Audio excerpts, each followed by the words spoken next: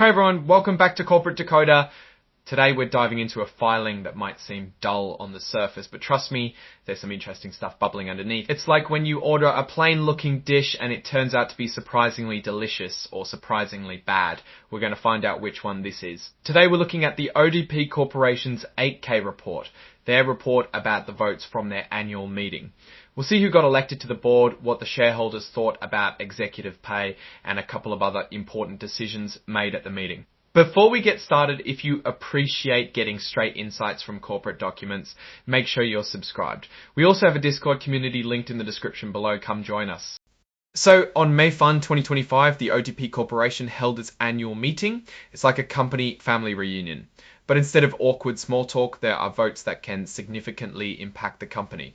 The main thing here is that the company has around 30 million shares and each share gets one vote. First up, electing the board of directors. This is where shareholders get to choose the people who will be steering the ship for the next year. 8 people were up for election and the shareholders voted to put them all in place. People who were voted for are above 22 million. We see small fractions of votes against and abstain and broken non-votes. It seems that the board nominees are pretty stable. The directors who got elected are Quincy Allen, Kristen Campbell, Cynthia Jamieson, Evan Levitt, Shashank Samant, Amy Sholdaja, Wendy Shoppert, and Jerry Smith.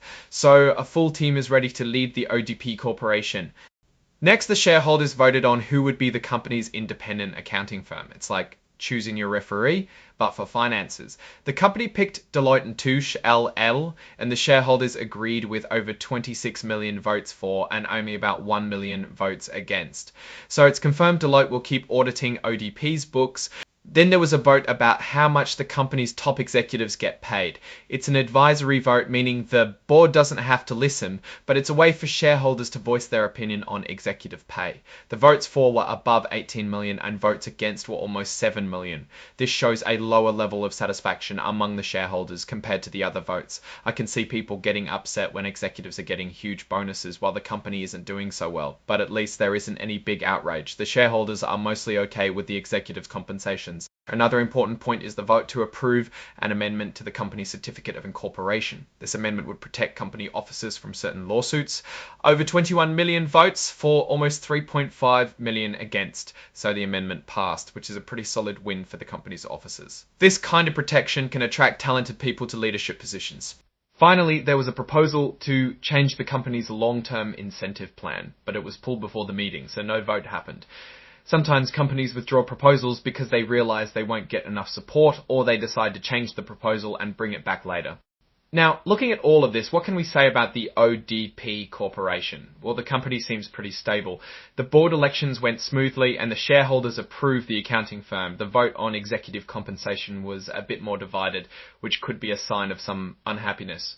But overall, it looks like things are running smoothly. One thing that stands out is the amendment to protect company officers. While it's good for attracting talent, it could also raise questions about accountability. It's a balancing act between protecting leaders and making sure they're responsible for their actions. In conclusion, the ODP Corporation's annual meeting was pretty standard. The shareholders mostly agreed with the company's proposals.